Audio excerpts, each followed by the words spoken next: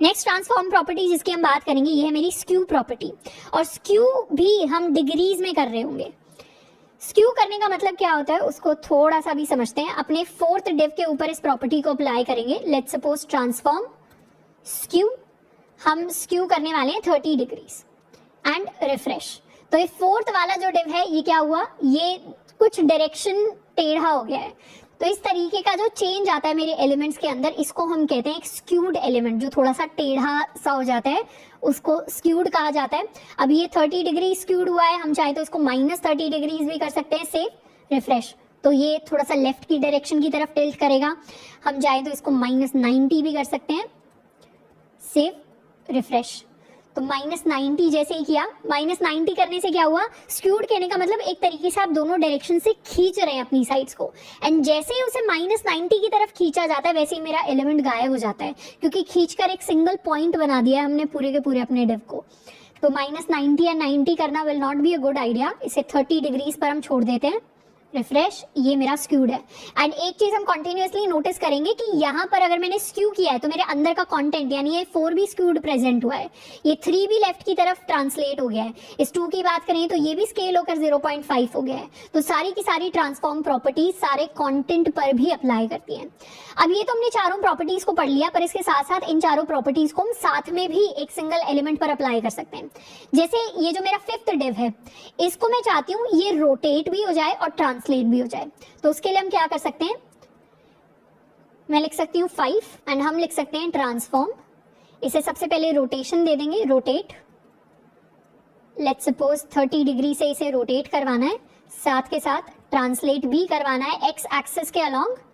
कितना, 150 pixels. Save refresh, तो ये 5 सबसे पहले तो यहां पर आया, मतलब थोड़ा सा राइट की तरफ आया, एंड उसके बाद ये क्या हुआ, 30 डिग्रीज रोटेट हुआ है। तो इस तरीके से एलिमेंट को ट्रांसफॉर्म करके हम और भी डिफरेंट एनिमेशंस हैं जिनको अपने सीएसएस के अंदर क्रिएट कर सकते हैं। इनमें से एक को हम आगे जाके डिटेल में भी क्रिएट करेंगे, नहीं तो आप भी खुद से थोड़ी सी जो एक्सपेरिमेंटेशन है उसको करके अपने एलिमेंट्स के ऊपर सारी प्रॉपर्टीज एक बार अप्लाई करके देख सकते हैं। अब यूजुअली इन्हीं सारी प्रॉपर्टीज की जो अलग अलग फॉर्म होती है, जैसे स्केल के अंदर और भी ऑप्शंस आपको मिलेंगे, स्केल 3D में मिलेगा, रोटेट के अंदर और ऑप्शंस मिलेंगे। इस तरीके के ऑप्शंस जनरली हम उतना ज्यादा प्रैक्टिस नहीं करेंगे अनलेस एंड अनटिल हम फुल टाइम ही सीएसएस या फुल टाइम ही अपनी डिजाइनिंग का काम कर रहे हैं, एलिमेंट्स को डिजाइन करने का काम कर रहे हैं।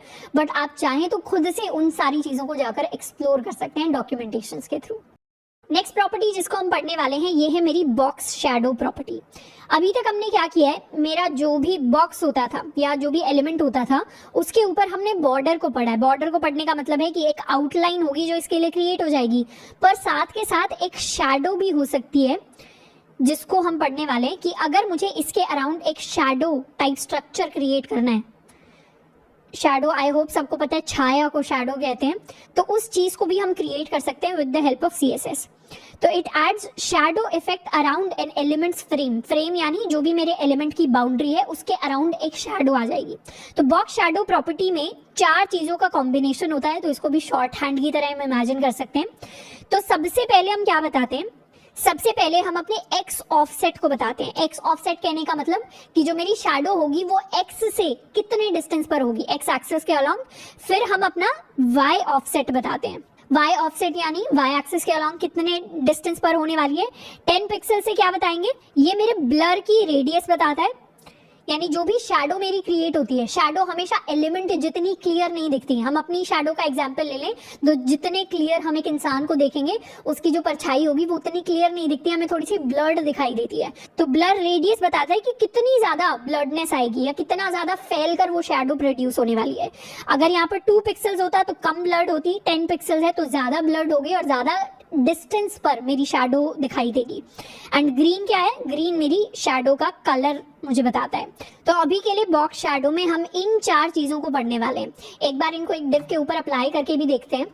index.html के अंदर हम इन सारे डिव्स को डिलीट कर देते हैं, ये सेक्शन को भी हटा देते हैं। एंड अभी के लिए एक सिंपल डिव लेंगे, इसकी आईडी भी इनफैक्ट हम हटा सकते हैं। This is my box. Save. And इस बॉक्स के लिए ये ट्रांसफॉर्म प्रॉपर्टीज को हटा देते हैं, सेक्शन को भी डिलीट कर देते हैं यहाँ से। Save, refresh. तो अभी के लिए मेरा बॉक्स कुछ ऐसा दिखाई देता है। इस बॉक्स के लिए बैकग्राउंड कलर रख लेते हैं, हम बॉर्डर को भी हटा देते हैं, सेव, रिफ्रेश। अब मेरा बॉक्स कुछ ऐसा दिखाई देगा। इस बॉक्स को हम एक बॉक्स शैडो देने वाले हैं। तो बॉक्स शैडो के लिए सबसे पहले एक्स ऑफसेट देंगे जो हो सकता है 2 पिक्सल्स, वाई ऑफसेट 2 पिक्सल्स। उसके बाद मुझे ब्लर रेडियस देनी है कि कितने ब्लर मेरा फैलना चाहिए, तो 8 पिक्सल्स दे देते हैं। एंड कौन से कलर का मेरा ब्लर होना चाहिए, तो अभी के लिए इसे येलो कलर का मैं ब्लर देने वाली हूँ, सेव, रिफ्रेश। तो ये एक ब्लर्ड चीज, जूम कर लेते हैं, एक ब्लर इफेक्ट पूरा का पूरा, यानी पूरी एक शैडो क्रिएट हो गई। और ये शैडो का कलर क्या है, ये शैडो का कलर येलो कलर का है जो मेरे पूरे बॉक्स की बाउंड्री के अराउंड मुझे दिखाई दे रही है। एक्स एक्सिस से इसका ऑफसेट 2 पिक्सल्स है एंड वाई एक्सिस से इसका ऑफसेट 2 पिक्सल्स है।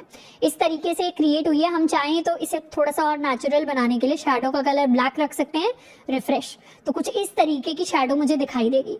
तो जब भी हमारी वेब पेज के ऊपर CSS को यूज करके मुझे एक एलिमेंट है जिसको मुझे स्क्रीन से थोड़ा सा आउटर की तरफ, बाहर की तरफ दिखाना होता है, तो उस केस में हम अपने एलिमेंट को एक बॉक्स शैडो दे सकते हैं। तो बॉक्स शैडो कुछ इस तरीके का 3D इफेक्ट मेरे लिए क्रिएट करेगी। नेक्स्ट हम बात करने वाले हैं CSS के अंदर बैकग्राउंड इमेज के बारे में। तो अभी तक हमने सीखा है कि एलिमेंट्स के बैकग्राउंड में उनका कलर कैसे चेंज करना है, बट हम एक्चुअली किसी इमेज को एज अ बैकग्राउंड सेट कर सकते हैं किसी भी एलिमेंट का। तो बैकग्राउंड इमेज सेट करने के लिए हम यूज करते हैं बैकग्राउंड इमेज प्रॉपर्टी का। उसके बाद हम लिखते हैं URL एंड फिर हम उस URL को पेस्ट करते हैं जो हमारी इमेज की तरफ डायरेक्ट करता है। तो एक बार ट्राई करते हैं। हमने क्या किया है, हमने ऑलरेडी एक बैकग्राउंड इमेज जो है वो डाउनलोड करके सेम फोल्डर के अंदर डाली हुई है। ये royalty free, copyright free image है। आप ऐसी कई इमेजेस हैं जो इंटरनेट से डाउनलोड कर सकते हैं, पर कई बार इमेजेस के ऊपर कॉपीराइट होता है। तो अनस्प्लैश एक वेबसाइट है एंड इनफैक्ट बहुत सारी वेबसाइट्स हैं, मैं नाम आपको लिखकर बता देती हूँ। बहुत सारी वेबसाइट्स हैं इसके अलावा भी जो आपको कॉपीराइट या रॉयल्टी फ्री इमेजेस डाउनलोड करने के लिए अलाउ करती हैं। उसके साथ साथ हमने index.html फाइल बनाई है, उसके अंदर div एलिमेंट बनाया है। style.css से हमने इसे इनिशियल स्टाइलिंग दी है जिसमें मेरी विड्थ है, हाइट है, बैकग्राउंड कलर मैंने दिया है, मार्जिन 10 पिक्सल्स ऑटो दी है, सेंटर कर दिया एलिमेंट को एंड कुछ इस तरीके का पेज मुझे अभी दिखाई दे रहा है। ये जो ग्रीन वाली मेरी स्पेस है यानी div है जो पूरा, इसके बैकग्राउंड में हम अपनी अब बैकग्राउंड इमेज सेट करने वाले हैं। तो बैकग्राउंड इमेज सेट करने के लिए मेरा जो div है उसके स्टाइल में मुझे लिखना पड़ेगा बैकग्राउंड इमेज एंड उसके बाद हम लिखेंगे URL के जो पैरेंथेसिस हैं यानी कर्ली ब्रैकेट्स हैं, इनके अंदर अब मुझे पूरी इमेज का URL लिखना है। अभी जो URL है that is bg background_image.jpg, save and now refresh. तो मेरी बैकग्राउंड इमेज अभी कुछ इस तरीके की दिखाई दे रही है। एंड एक चीज हमने क्लियरली नोटिस की होगी कि जो ओरिजिनल इमेज है वो इस तरीके की है जिसमें पूरे पत्ते दिखाई दे रहे हैं, थोड़ी सी ब्लर्ड आउट और जूम्ड इन टाइप हम मुझे लग रही है। ये इसलिए होता है क्योंकि जो इमेज हम इंटरनेट से डाउनलोड करते हैं या कहीं से भी as a background image set करना चाहते हैं, जरूरी नहीं है कि उसका साइज हमारे एलिमेंट के साथ बिल्कुल फिट हो। इसीलिए हम एक और प्रॉपर्टी को सीखते हैं जिसका नाम है बैकग्राउंड साइज। अब बैकग्राउंड साइज में हम 3 पर्टिकुलर वैल्यूज डाल सकते हैं। एक है मेरी कंटेन, एक है मेरी कवर, एक है मेरी ऑटो। इन तीनों का अलग अलग मतलब होता है। कंटेन कहने का मतलब है कि जो भी इमेज हम as a background image set कर रहे हैं और वो अगर पूरी की पूरी फिट नहीं होती तो उसको फिट कराया जाएगा कैसे, ना तो हम उसे क्रॉप करेंगे ना फिर उसे स्केल करेंगे। क्रॉप करना यानी उसे काट देना, ना हम विड्थ अगर बड़ी रह गई या छोटी रह गई तो ना ही उसे क्रॉप करके कट किया जाएगा, ना ही उसे स्केल करके बड़ा या छोटा किया जाएगा। उसे क्या कर देंगे, फिल करने के लिए एरिया को उसे रिपीट कर देंगे। कवर का मतलब होता है कि हम अपनी इमेज को क्रॉप कर देंगे बट उसे स्केल नहीं करेंगे, मतलब इमेज को हम बड़ा या छोटा नहीं करेंगे, हम उसे सिंपली क्या करेंगे, कट कर देंगे किसी भी एलिमेंट के अंदर फिट इन करने के लिए। और ऑटो का मतलब होता है कि हमारी जो इमेज है वो स्ट्रेच हो जाएगी, यानी वो खिंचकर, स्ट्रेच होकर, स्केल होकर अपने पूरे के पूरे जो एलिमेंट है उसके बैकग्राउंड के अंदर आ जाएगी। इन तीनों को एक एक बार हम ट्राई करेंगे। सबसे पहले क्या करने वाले हैं, style.css के अंदर बैकग्राउंड साइज को सेट करने वाले हैं as contain, save and refresh. तो कंटेन करने से क्या हुआ, क्योंकि मेरा डिव साइज में बड़ा है और पूरी की पूरी इमेज इसके ऊपर नहीं आ सकती, तो ओरिजिनल जो इमेज का साइज है वो वैसे का वैसा आ जाएगा, बट पूरे डिव को भरने के लिए उसी इमेज को रिपीट कर दिया जाएगा। तो ये इमेज 3 टाइम रिपीट हो गई है। अगर इसकी विड्थ थोड़ी सी कम होती, लेट्स सपोज इसकी विड्थ होती 200 पिक्सल्स, रिफ्रेश, तो इसके लिए इमेज जो है एक बार कंप्लीट आई है, उसके बाद आधी रिपीट हुई है। तो इमेज रिपीट होकर हम अपने एलिमेंट को भरते हैं। कंटेन की जगह अगर हम कवर यूज कर रहे होते तो यहाँ पर कवर कर देते हैं सेव एंड रिफ्रेश। तो कवर में क्या हुआ, मेरी इमेज जो है उसको हमने क्रॉप कर दिया, यानी नीचे से हमने अपनी इमेज को क्रॉप करके यहाँ पर लगा दिया है। एंड यहीं पर अगर हम ऑटो कर देते सेव रिफ्रेश, तो क्या हुआ, मेरी इमेज थोड़ी सी स्ट्रेच्ड हो जाती अपने एलिमेंट को फिल करने के लिए, एंड वो आपको ब्लड भी दिखाई देगी। तो मोस्टली केसेस के अंदर हम क्या यूज कर रहे होंगे बैकग्राउंड इमेज सेट करने के लिए, हम कवर प्रॉपर्टी को यूज कर रहे होंगे, क्योंकि इससे बेस्ट तरीके से हम अपनी इमेज को एज अ बैकग्राउंड सेट कर सकते हैं। अब चाहूँ तो इस बैकग्राउंड के ऊपर हम कोई टेक्स्ट भी लिख सकते हैं, माई बॉक्स, सेव एंड रिफ्रेश। तो ये जो टेक्स्ट है ये यहाँ ब्लैक के अंदर दिखाई दे रहा है, इसको थोड़ा सा कलर चेंज कर सकते हैं, यहाँ कलर दे देते हैं to white, save and refresh. तो इस तरीके से ये मेरा बैकग्राउंड आ गया एंड इसके ऊपर कोई भी टेक्स्ट या कोई भी एलिमेंट्स को हम डिस्प्ले करके दिखा सकते हैं। नेक्स्ट हम क्रिएट करने वाले हैं एक कार्ड हवर इफेक्ट, यानी मैंने क्या किया है, स्क्रीन पर हम दो कार्ड्स को क्रिएट करेंगे। ये मेरा फर्स्ट कार्ड हो गया, ये मेरा सेकंड कार्ड हो गया। एंड जैसे ही इस कार्ड के ऊपर एक इमेज है, नीचे मुझे क्या दिखाई दे रहा है, नेम दिखाई दे रहा है, पोजीशन दिखाई दे रही है, इसकी एक पर्टिकुलर शेप मुझे दिखाई दे रही है। ऊपर जो है ये हाफ कार्ड मेरा इमेज होने वाला है, इसके नीचे इन्फॉर्मेशन होने वाली है। एंड जैसे ही इस पर हम हवर कर रहे हैं, इसकी शैडो थोड़ी सी हमारे पास चेंज होकर आ रही है। तो इनिशियली कार्ड को कुछ शैडो हमने दी हुई है एक 3D इफेक्ट बनाने के लिए, पर जैसे उस पर हवर भी कर रहे हैं वैसे ऐसा लग रहा है कि वो स्क्रीन से और थोड़ा सा बाहर उठकर आ रहा है। तो इस तरीके का इफेक्ट, इस तरीके के कार्ड्स हम अपनी स्क्रीन के ऊपर शुरुआत से क्रिएट करने वाले हैं। तो देखते हैं कैसे करेंगे। हमने क्या किया है, index.html के अंदर बहुत बेसिक सी कुछ चीजें ऐड करके रखी हैं, यानी मैंने अपना फर्स्ट कार्ड का HTML लिखा हुआ है एंड हमने अपने सेकंड कार्ड की HTML कोड लिखा हुआ है। तो यहाँ पर फर्स्ट कार्ड के अंदर पहले तो हमने क्लास कार्ड दे दिए दोनों कार्ड्स को, आउटर डिव को। डिव के अंदर हमने एक इमेज डाली है, फर्स्ट जो इमेज है वो मैन की इमेज है, कुछ इस तरीके की इमेज हमने ले रखी है, इंटरनेट से डाउनलोड की है। आप भी कोई भी सिंपल इमेज के साथ स्टार्ट कर सकते हैं। एंड सेकंड कार्ड के अंदर जो हमने इमेज ऐड की है वो this is a women's image, तो इस तरीके की इमेज हमने ऐड की है। उसके बाद एक डिव बनाया है जिसको क्लास हमने दी है डिस्क्रिप्शन, तो DESC लिख दिया है। डिस्क्रिप्शन के अंदर हेडिंग 3 H3 के अंदर नाम लिखा है और पैराग्राफ टैग के अंदर हमने डेटा एनालिस्ट लिखा है। सिमिलरली सेकंड कार्ड का जो डिस्क्रिप्शन है उसके अंदर H3 के अंदर नाम लिखा है एंड पैराग्राफ के अंदर पोजीशन लिखी है। तो ये हमने बेसिक टेम्पलेट बनाया है, अभी style.css के अंदर हमने कुछ नहीं लिखा हुआ, ऑल्दो दोनों फाइल्स लिंक्ड है। देख लेते हैं स्क्रीन पर क्या दिखाई देगा। हमारा जो वेब पेज है अभी उस पर जो इमेज है वो ना सही साइज की है, वो काफी बड़ी इमेज है, कुछ इस तरीके की बड़ी सी इमेज दिखाई देगी। ये मेरी H3 हेडिंग इस तरीके से, क्योंकि डिव्स ही क्रिएट किए हैं, अभी उनको इनलाइन ब्लॉक भी नहीं बनाया कि वो सेम लाइन के अंदर आ जाए। तो अब हम पूरी स्टाइल इस चीज के ऊपर अप्लाई करने वाले हैं। तो सबसे पहले बात करते हैं अपने कार्ड्स की स्टाइल की। तो डॉट कार्ड करके हम एक्सेस करेंगे अपनी कार्ड क्लास को। सबसे पहले तो हम इन्हें विड्थ दे सकते हैं, लेट्स सपोज इन्हें विड्थ दे देते हैं 200 पिक्सल्स एंड हाइट भी हम दे सकते हैं 200 पिक्सल्स के इक्वल। Save and refresh. तो इस तरीके से अपर जो डिव है उसको जब हमने विड्थ दी है 200 पिक्सल्स एंड हाइट 200 पिक्सल्स पर लिमिट हो गई, पर नीचे वाली इमेज अभी स्ट्रेच कर रही है। तो इमेज को रीसाइज करने के लिए मैं लिख सकती हूँ इमेज टैग एंड उसके लिए हम अपनी विड्थ को कर देंगे 100% के इक्वल। विड्थ को 100% के इक्वल करने का मतलब होगा कि कंटेनर की, पेरेंट की जो विड्थ है उतनी ही विड्थ इमेज की हो जाए। HTML के अंदर इमेज वाला जो टैग है उसका पेरेंट कौन है, ये वाला डिव। इस डिव को हमने कितनी विड्थ दी है 200 पिक्सल्स, तो इमेज की भी विड्थ हो जाएगी मेरे पास 200 पिक्सल्स। इसको कर लेते हैं रिफ्रेश। तो इस तरीके से मेरे दो कार्ड्स क्रिएट हो जाएंगे। अभी के लिए टेम्परेरीली हम चाहें तो इसको बॉर्डर भी दे सकते हैं। तो बॉर्डर हम दे सकते हैं 2 पिक्सल्स सॉलिड ब्लैक, ताकि हमें पता चल जाए क्या बाउंड्री है। तो ये मेरा फर्स्ट कार्ड है, ये मेरा सेकंड कार्ड है। दोनों कार्ड्स को सेम लाइन में लाने के लिए मुझे क्या करना है, display inline block, save and refresh. तो ये मेरे दोनों कार्ड्स आ गए हैं। इनको हम एक मार्जिन भी दे सकते हैं, लेट्स सपोज मार्जिन हम रखते हैं 10 पिक्सल्स के इक्वल। Save and refresh. तो ये मेरा फर्स्ट कार्ड आ गया, ये मेरा सेकंड कार्ड आ गया। अब हमें जो कार्ड्स बनाने हैं उसको हमें ऊपर और नीचे से थोड़ा सा कर्व्ड रखना है। तो इनके कर्व्स देने के लिए हम बॉर्डर रेडियस प्रॉपर्टी का यूज कर सकते हैं। कार्ड को अगर मुझे कर्व देना है तो I can write border radius. चारों कॉर्नर्स के लिए बॉर्डर रेडियस हम रख सकते हैं 5 पिक्सल्स के इक्वल। Save and refresh. अब यहाँ पर क्या हुआ, बॉर्डर रेडियस से ये थोड़ा सा जूम इन करते हैं। मेरा जो बॉक्स है उसे तो रेडियस मिल गई, पर ये मेरी जो इमेज है इसे रेडियस नहीं मिली, यानी इस इमेज को भी मुझे अपर लेफ्ट और अपर राइट से अब कर्व्ड करना पड़ेगा। तो इमेज के जो बॉर्डर्स हैं उसमें नीचे वाले बॉटम वाले बॉर्डर्स के लिए मुझे इमेज रेडियस सेट करने की जरूरत नहीं है, ऊपर वालों के लिए करने की जरूरत है। तो इसीलिए इमेज के लिए हम जाकर इसकी बॉर्डर रेडियस सेट कर देंगे। कितनी सेट कर देंगे? बॉर्डर रेडियस टॉप लेफ्ट से स्टार्ट होती है, तो वहां से 5 पिक्सल्स, फिर टॉप राइट पे भी 5 पिक्सल्स, फिर 0 एंड 0, सेव एंड रिफ्रेश। तो इस तरीके से यहां से भी कर्व्ड हो गया।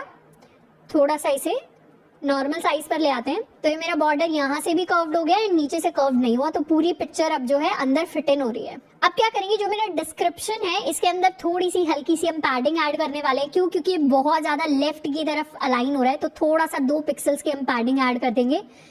डिस्क्रिप्शन के अंदर पैडिंग ऐड करने के लिए I can write description and उसके अंदर पैडिंग को हम ऐड कर सकते हैं। सबसे पहले टॉप से कोई पैडिंग मुझे नहीं चाहिए तो 0, राइट से चाहिए विच इज 2 पिक्सल्स, बॉटम से भी नहीं चाहिए एंड लेफ्ट से चाहिए 2 पिक्सल्स, सेव एंड रिफ्रेश। तो ये हल्का सा राइट की तरफ हो गया, तो बेटर तरीके से मेरा कंटेंट मुझे दिखाई दे रहा है। अब बात करते हैं इसकी बॉक्स शैडो की। शैडो ऐड करने के लिए मुझे बॉक्स शैडो जो प्रॉपर्टी है उसे यूज करना पड़ेगा, तो हम लिखेंगे बॉक्स शैडो। बॉक्स शैडो को हम कैसे लिखते थे? सबसे पहले x और y का हम ऑफसेट लिखेंगे कि x से कितना दूर और y से कितना दूर मेरी जो शैडो है वो डिस्प्ले होनी चाहिए। तो रैंडमली हम कोई भी वैल्यू ले सकते हैं। लेट्स सपोज हमने लिया 2 पिक्सल्स एंड 4 पिक्सल्स एंड उसके बाद ब्लर कितनी होनी चाहिए? लेट्स सपोज यहाँ 8 पिक्सल्स ले लेते हैं और कौन से कलर की शैडो? मुझे ब्लैक कलर की शैडो चाहिए। इसको कर लेते हैं सेव, रिफ्रेश। तो एक शैडो मुझे दिखाई दे रही है। अब अगर हम चाहते हैं ये और ज्यादा ब्लर्ड हो जाए, तो यहाँ 8 की जगह अगर मैं 18 कर दूं तो ये काफी ज्यादा ब्लर्ड हो जाएगी। तो ब्लरनेस जो है और ज्यादा फैल गई, बट इतनी ज्यादा फैली हुई अभी नहीं चाहिए। अगर मैं चाहती हूँ थोड़ा सा x ऑफसेट कम हो जाए, तो इसको हम 0 भी रख सकते हैं, पिक्सल्स हटा सकते हैं, सेव, रिफ्रेश। तो क्या होगी, नीचे की तरफ मुझे ज्यादा गहरी जो शैडो है वो दिखाई देने लग जाएगी। अब हम चाहते हैं इस कार्ड की जो शैडो है वो और ज्यादा फैल जाए जैसे ही हम इस पर हवर करें, तो उसके लिए हम अपना इफेक्ट ऐड कर सकते हैं डॉट कार्ड पर। जैसे ही हवर किया जाए वैसे ही क्या हो जाए शैडो के साथ, इस बॉक्स शैडो को कॉपी करके हम कर सकते हैं पेस्ट। वैसे ही मैं चाहती हूँ शैडो मेरी डबल हो जाए, तो 8 पिक्सल्स यहाँ 16 पिक्सल्स कर देते हैं, सेव एंड रिफ्रेश। तो अब जैसे ही मैंने कार्ड पर हवर किया वो और बाहर की तरफ आ रहा है एंड मेरी शैडो स्प्रेड हो रही है। यहाँ पे भी और बाहर की तरफ आ रहा है और मेरी शैडो स्प्रेड हो रही है। तो इस तरीके से वो जो हवर वाला इफेक्ट है उसको हम लेकर आ सकते हैं। एंड हम चाहते हैं ये इफेक्ट और ज्यादा स्मूथ हो जाए, तो हम इस पर ट्रांजिशन भी अप्लाई कर सकते हैं। जैसे मैं यहाँ लिख सकती हूँ ट्रांजिशन। ट्रांजिशन में अगर मैं 2 सेकेंड्स लिखती हूँ तो वो और ज्यादा स्मूथ इफेक्ट मुझे देगा। यानी इस पर मैं हवर करूंगी तो ये धीरे से उठ कर आएगा, ये भी धीरे से उठ कर आएगा। 2 सेकेंड्स की जगह अगर इसको 1 सेकेंड करें तो रिफ्रेश, ये काफी स्मूथ इफेक्ट अब मुझे मिल रहा है हवर का, कि अचानक से नहीं हो रहा हवर करके शैडो, वो धीरे धीरे कार्ड जो है 3D इफेक्ट देकर मुझे स्क्रीन से बाहर आता हुआ दिखाई दे रहा है। तो इस तरीके से हम अपने कार्ड को क्रिएट कर सकते हैं, उसके ऊपर हवर इफेक्ट भी क्रिएट कर सकते हैं। हम चाहें तो ट्रांजिशन में इस ब्लैक से हम किसी और, लेट्स सपोज हमें ग्रीन की तरफ जाना है, तो इस कलर की तरफ या गोल्डन की तरफ, गोल्डन रॉड की तरफ अगर जाना है, तो अब हवर करने से क्या होगा, थोड़े से कार्ड का जो बैकग्राउंड है, शैडो है, वो भी चेंज हो जाएगी। तो इस तरीके की चीजें भी हम कर सकते हैं। यूजुअली ये जो इफेक्ट्स है कार्ड्स के अंदर, ये 3D इफेक्ट या फिर बटन्स के अंदर हमें कई सारी वेबसाइट्स पर देखने को मिलता है। तो आई होप कि CSS के अंदर अभी तक जितने हमने कॉन्सेप्ट पढ़े हैं उतने आपको काफी अच्छे लगे होंगे। एंड इनफैक्ट जब भी हम कोई नया कॉन्सेप्ट सीख रहे हैं ना डेवलपमेंट के अंदर, चाहे कुछ भी सीख रहे हैं, उसको जरूर थोड़ा सा खुद उसका एक्सपेरिमेंटेशन करके, तोड़ मरोड़ करके उसको ट्राई जरूर करना है। क्योंकि उससे एक फायदा होगा, क्या फायदा होगा, कि जब भी हम एक्सपेरिमेंट करेंगे ना कहीं छोटी मोटी हमारी गलतियां होंगी, उससे हमारे एरर्स आएंगे और फिर हमें रियलाइज होगा कि एक्चुअल में जब हम रियल लाइफ डेवलपमेंट करने बैठेंगे, कंपनी के अंदर काम कर रहे होंगे या खुद टाइम लगाकर प्रोजेक्ट्स बना रहे होंगे, तो उसमें भी हमारे पास कई बार ऐसा होगा कि गलतियां आएंगी, एरर्स आएंगे, वार्निंग्स आएंगी।